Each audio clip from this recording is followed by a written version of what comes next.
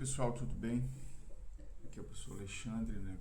Resolvi gravar esse vídeo para o canal Papo Ambiental, em razão dos últimos acontecimentos referentes à incursão militar dos Estados Unidos da América do Norte sobre a batuta do presidente Donald Trump sobre o território venezuelano, que resultou no sequestro do presidente venezuelano e de sua esposa. Esse vídeo ele tem uma função de fazer uma discussão mais ampla, apesar de ter esse fato como um motivador da gravação do vídeo, mas é discutir a questão da relação das questões ambientais e a guerra e a ação imperialista das grandes potências econômicas, políticas e bélicas do mundo.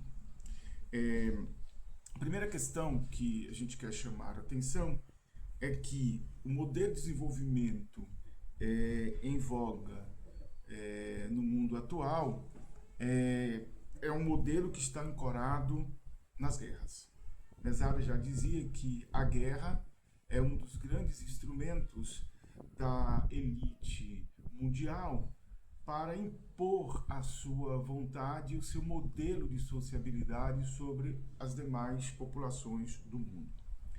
E, obviamente, a gente precisa considerar isso porque, embora seja divulgado o tempo todo nos veículos de comunicação que o grande instrumento de desenvolvimento econômico é a livre iniciativa do mercado, ou seja, um mercado livre, pautado dentro de um pacto civilizatório, estruturado a partir de relações globais, multipolares. Na prática, o que a gente vem vendo historicamente é que as grandes potências que se desenvolveram economicamente são também, em grande medida, grandes potências do ponto de vista bélico, né? Haja vista que quando da Guerra Fria você tinha um mundo dividido em duas grandes zonas, né? A dita comunista e a dita capitalista, e essas duas zonas tinham dois grandes representantes, cada uma delas, com um grande poderio bélico, os Estados Unidos e, à época, a União Soviética.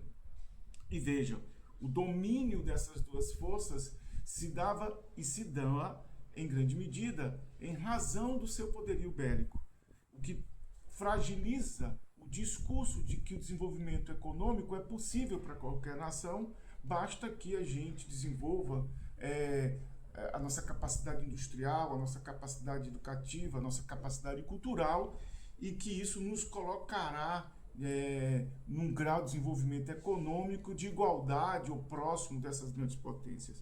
Isso é uma falácia porque, ao fim e ao cabo, o desenvolvimento econômico, entre outras razões, está ancorado sobre uma estrutura bélica que exerce pressão sobre aqueles que não têm a mesma estrutura. Então basta ver quem domina a bomba atômica no mundo e por que países que intentam construir sua própria bomba atômica são, obviamente, ameaçados e até mesmo invadidos pelas grandes potências detentoras desse artefato bélico extremamente perigoso e danoso à humanidade. Então, o fundamento central do desenvolvimento econômico é, sem dúvida nenhuma, o fundamento bélico. É a indústria bélica que, de uma ponta, movimenta e produz um acúmulo de capital gigantesco, porque é uma indústria bilionária, né? E, por outro lado, é a indústria que dá suporte para submeter as outras potências aos interesses desses intentos imperialistas postos por essas potências que dominam essas forças bélicas gigantescas. Então a gente não pode imaginar que a forma que vigora no mundo e sempre vigorou no mundo de imposição da vontade das grandes potências econômicas e, consequentemente, bélicas sobre os países ditos em desenvolvimento, subdesenvolvido ou de terceiro mundo, como já foi muitas vezes dito, esses países se dá apenas porque eles são atrasados, porque eles não têm nenhum tipo de organização, porque não há interesse, porque seu povo é um povo subdesenvolvido, é um povo inferior, etc. Não. Há uma relação de dominação econômica, há uma relação de dominação cultural, é verdade, mas há uma relação de dominação bélica, né? O arsenal bélico dessas potências é extremamente superior aos dos demais estados, governos, países, o que inviabiliza qualquer possibilidade de ascensão de desenvolvimento econômico, a não ser que seja chancelado e esteja vinculado aos interesses dessas grandes potências. Acho que essa é uma questão que a gente precisa considerar. Obviamente que isso é mais complexo, há muitas outras camadas, né, que precisam ser considerados, mas aqui é a título da gente refletir, então a gente simplifica trazendo essa questão. A violência militar, a violência bélica é uma característica essencial do modelo de desenvolvimento econômico em vigor. Né? Obviamente que a gente não pode reduzir isso apenas à modernidade. A violência sempre esteve presente em outros momentos históricos e sobreposição de um povo sobre o outro. Mas, na modernidade, no modelo pós-industrial, no modelo industrial, o que a gente tem é o uso massivo dessa força, né, para garantir que os interesses imperialistas sejam assegurados a partir do pressuposto daquele que tem esses mecanismos, esses artefatos bélicos à sua disposição. E isso não é feito, obviamente, sem a exploração dos recursos naturais, que em grande medida não estão nesses países. Se já tiveram explorado de tal ordem que não se encontra mais em quantidade suficiente para atender os anseios desses países. Né? Desenvolvimento tecnológico, desenvolvimento bélico, não se dá sem apropriação de recursos naturais. Né? Isso é fundamental para que a gente entenda essa relação entre as questões socioambientais, as questões ambientais e as questões sociais e os conflitos que são startados no mundo. Isso é fundamental.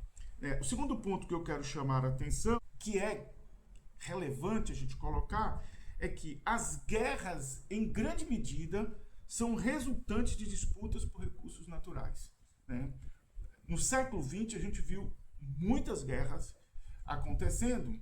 No século XXI, a gente está vivenciando a experiência agora da Venezuela, que não é uma guerra, mas é uma violência bélica sobre um território soberano, em que países como os Estados Unidos da América do Norte invadem, como fez com o Iraque, como fez com o Afeganistão e tantos outros, como está fazendo, apoiando Israel em relação à Palestina, como apoiou Israel a atacar o Irã, né?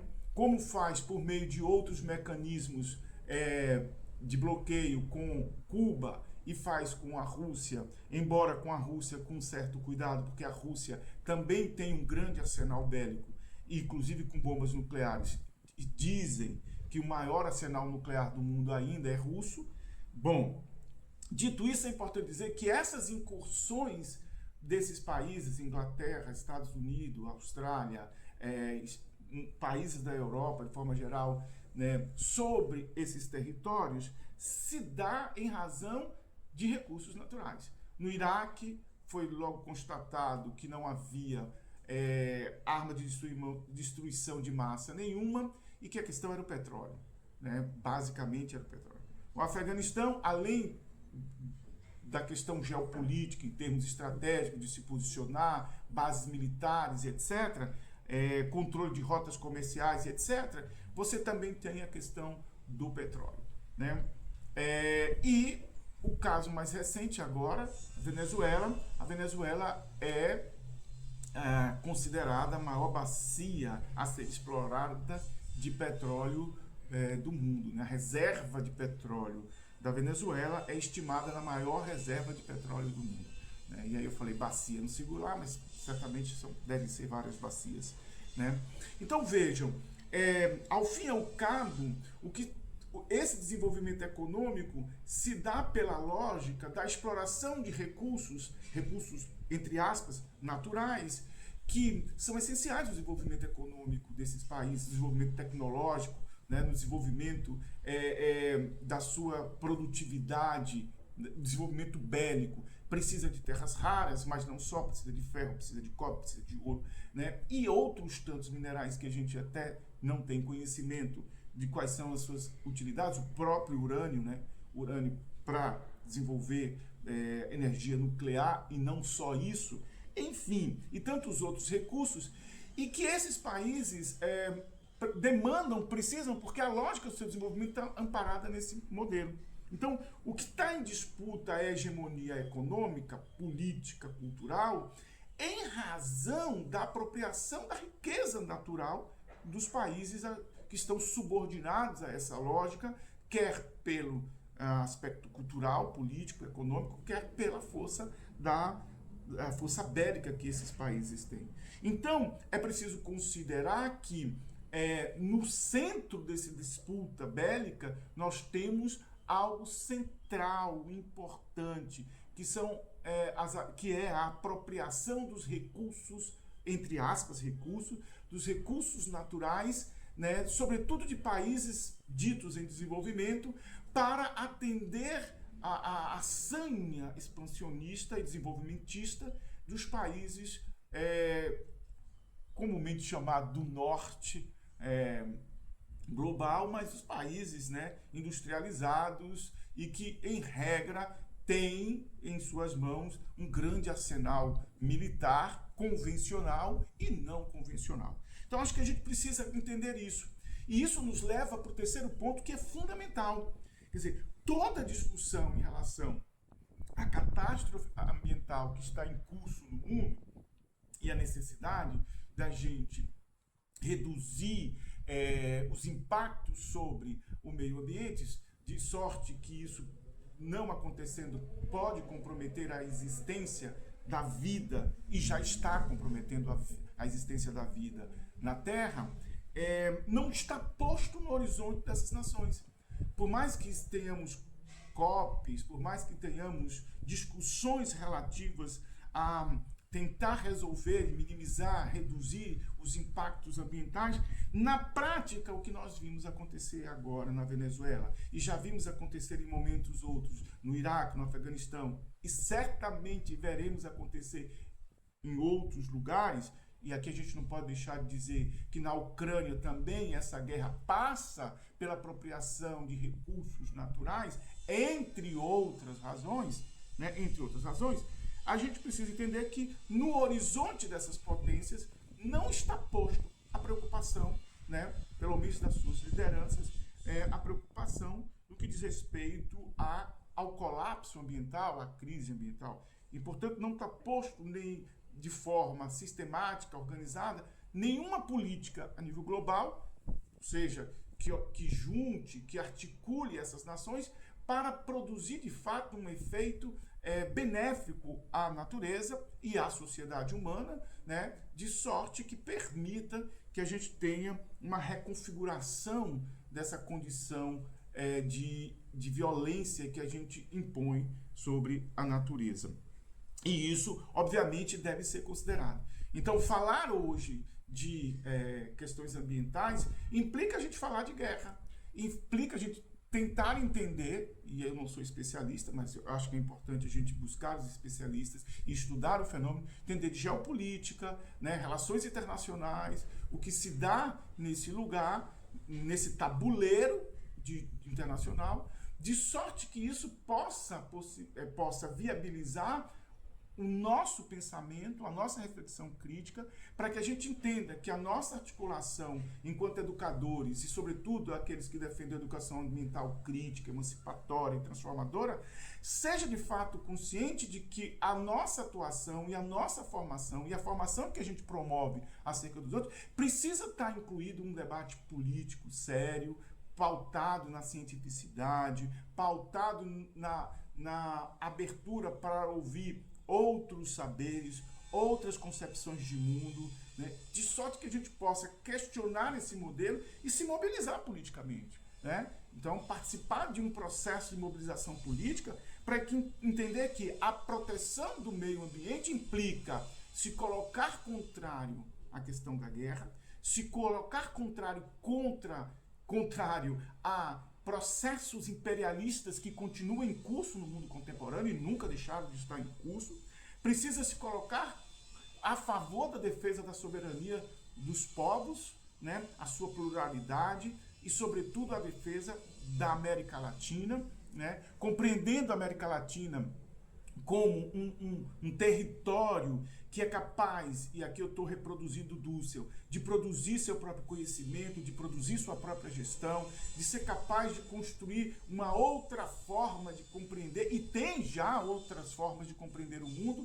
e de organizar-se socialmente, porque a América Latina é plural, né? Seu território é diverso, é plural. Então a gente precisa resgatar o sentido de unidade enquanto povos pertencentes a este continente sul-americano, né? E se compreendendo nesse lugar para que a gente possa, de fato, resgatando ou construindo essa identidade, a gente possa se posicionar efetivamente contra esses processos de degradação que não se encontra exclusivamente no âmbito do indivíduo, como se apenas a nossa boa vontade de reciclar, de gastar menos água, de gastar menos energia, desse conta de parar essa máquina de devastação que é o processo de produção capitalista, né, ancorado em uma estrutura militar bélica, violenta, que não aceita,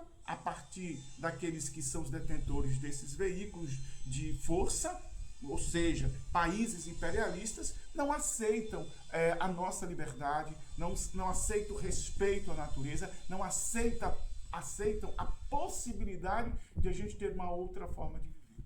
Então, essa nossa luta, ela se dá no âmbito político, olhando para fora, mas olhando para dentro, porque, infelizmente, dentro dos nossos países na América Latina, há um grupo significativo de pessoas, inclusive com ampla influência no âmbito da internet, com ampla influência no âmbito da política, da economia, que continuam defendendo esse modelo porque pensam a partir desse pressuposto externo. Aliás, Florestan Fernandes já denunciava isso, né? A elite brasileira é uma elite subserviente aos interesses do capital estrangeiro, ou seja, subserviente aos interesses da elite estrangeira, e isso está muito claro hoje, porque não há nenhum interesse de esconder isso.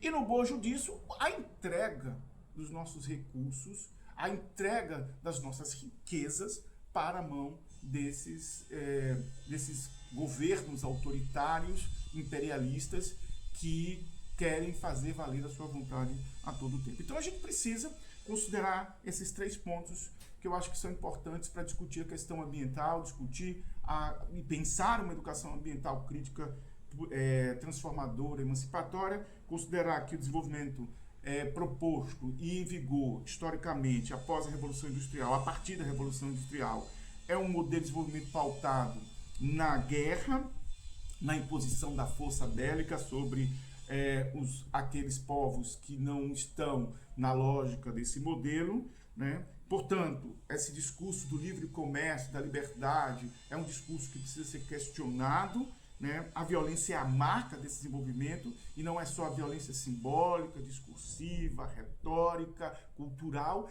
é também a violência bélica, E aí vale lembrar, eu acho que é importante trazer Weber aqui, que isso tudo ancorado sobre o Estado, porque o monopólio da violência está na mão do Estado. Então acho que é importante a gente resgatar isso, quer dizer, o Estado a serviço, à disposição, né, das forças hegemônicas e, nesse caso, a burguesia. Não tem o que a gente muito falar sobre isso e é só olhar aí na internet que a gente vai entender. Segunda coisa que a gente precisa retomar para ir para o fim desse vídeo é que as guerras, no centro dessas guerras, a gente poderia falar, de forma geral, tem a disputa econômica, não só, Mas dentro dessa especificidade da disputa econômica, a gente tem a questão da apropriação dos recursos naturais. Então, o debate sobre clima, o debate sobre colapso climático, sobre crise climática, o debate sobre a questão ambiental passa pela discussão da guerra. A gente precisa discutir a guerra, discutir a violência perpetrada pelo imperialismo. Nós precisamos entender a centralidade que os recursos naturais têm nesses embates geopolíticos, regionais e locais. E isso é muito importante. Senão a gente vai ficar pensando um debate desassociado das questões da geopolítica, da guerra, das questões regionais, das questões locais. Então é preciso perceber os conflitos internos do Brasil, os conflitos da América Latina, governos de extrema-direita, a relação com os recursos naturais na América Latina a partir desses governos, a relação da América Latina com os recursos naturais a partir de governos progressistas, mas que estão acuados dentro de uma lógica dominada pelas elites locais, né? O Brasil é um exemplo disso, o conflito entre a dita Faria Lima e os interesses do nosso governo de natureza progressista. E como isso se repercute no Congresso, como isso se repercute no Judiciário, como isso se repercute na economia, isso vai repercutir no salário, nas políticas sociais e vai repercutir no que diz respeito aos impactos ambientais, porque o desenvolvimento econômico incide na exploração dos recursos naturais. Aqui na Paraíba, a gente está vendo em curso de desenvolvimento do setor turístico, com a construção de resorts em cima de áreas que outrora eram inimagináveis. Um projeto que tem sua idealização por volta dos anos de 1988, 89, mas que está em curso, né? Agora a todo vapor, em cima de falésias, grandes resorts, expulsão de comunidades, enfim, né? A gente precisa considerar isso é algo bem local, só para dar um exemplo. E por fim entender que a invasão, tendo como exemplo do território, a violação da soberania do território venezuelano, demonstra, entre outros eventos que a gente pode olhar, invasão do Iraque, do Afeganistão, Síria, Líbia, a ação de Israel sobre Gaza, Cisjordânia, o genocídio sobre os palestinos, enfim, e o Iêmen e tantos outros, a África cheia de conflitos, etc., é uma clara demonstração de que as potências imperialistas, e em grande medida governos locais e regionais, não estão efetivamente preocupados com a questão da crise climática, do colapso ambiental. E que, portanto, esse tema não está posto de forma contundente, de forma central na agenda desses governos. Não está.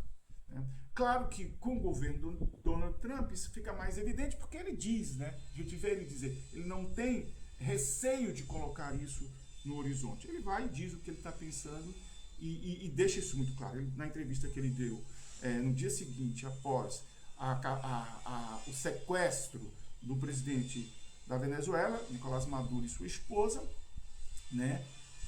Ele disse que o interesse dos Estados Unidos era se apropriar da riqueza de petróleo e mineral, e não só, porque a Venezuela tem ouro e outros minerais, certo? Mas ele deu muita ênfase à indústria do petróleo americano, que elas iriam entrar, reconstruir a indústria, produzir riqueza, e no meio do discurso a gente viu ele dizendo que é riqueza para o país, quando a gente sabe que essas empresas não entram para deixar riqueza para o país. Elas levam essa riqueza, elas encarecem o petróleo em nível local, enfim, uma série de devastação. Então, acho que a ideia do vídeo é realmente colocar no centro do debate ambiental e no centro do debate da educação ambiental questões de ordem política, geopolítica, econômica e questões relativas à guerra, né? Então, se a gente quer discutir uma educação ambiental crítica, emancipatória, com vistas a uma ideia de um povo soberano, que controle a sua própria existência, que mude a lógica da relação com a natureza, é preciso que a gente faça a discussão nesse nível e que a gente produza conhecimento, reflexão e crítica para que a gente possa pensar outra possibilidade de sociabilidade a partir desse pressuposto, dessa contradição posta de que o capitalismo ele não produz nenhuma possibilidade de sustentabilidade, de desenvolvimento sustentável, de equilíbrio entre produção, consumo e sustentabilidade. O professor Luiz Marx, no livro O Capitalismo e o Colapso Ambiental, o tempo todo, através de dados, vem manifestando isso.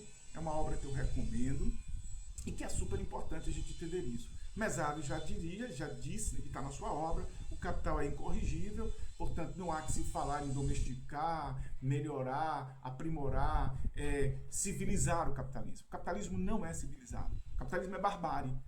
Barbárie porque o pressuposto do capitalismo é a exclusão. Então a gente vai ter que encarar isso. Se a gente quer a possibilidade de uma outra sociabilidade, de uma outra vida, de uma relação de respeito com os direitos humanos, com o direito das mulheres, dos negros, dos povos originários, dos travestis, dos gays, dos homossexuais, enfim, de todas as minorias, a gente vai precisar, e sobretudo respeito ao meio ambiente, né, a gente vai precisar pensar uma outra sociabilidade. E vai ter que pensar a partir da compreensão dessa complexidade que é essa sociabilidade que está posta. E aí a gente vai ter que fazer isso com muito estudo, com muita dedicação, com muita leitura, né?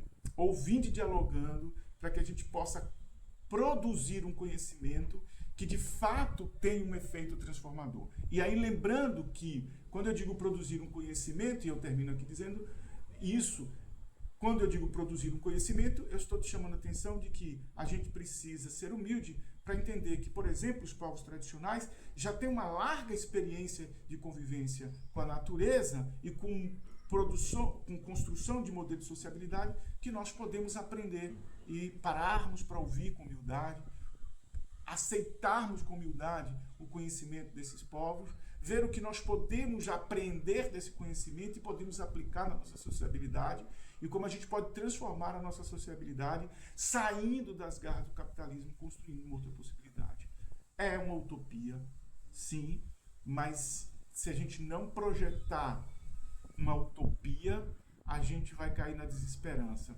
E ao cairmos na desesperança total e plena, a gente está fadado a deixar que esse sistema continue andando de forma avassaladora sobre essa base decadente de barbárie, né? Porque direito internacional já se foi, aquele discurso de que as instituições são fortes, esse discurso não se sustenta quando os governos de extrema-direita, imperialistas, resolvem passar por cima dessa institucionalidade, o faz com muita facilidade. Muito também em razão do poder bélico que tem. Então a gente precisa encarar isso. Eu agradeço a vocês e paro por aqui. Espero que esse vídeo ajude a gente a pensar, né, de forma mais complexa, que ajude a gente a estudar, né? Esse vídeo não responde nada, esse vídeo apenas provoca. Esse vídeo não tem a intenção de produzir respostas, né? Porque não há respostas simples. É preciso que a gente se dedique muito mais para entender esses processos, fazer as correlações que precisam ser feitas, compreender a complexidade dessas relações e pensar na construção de uma outra sociabilidade. Muito obrigado.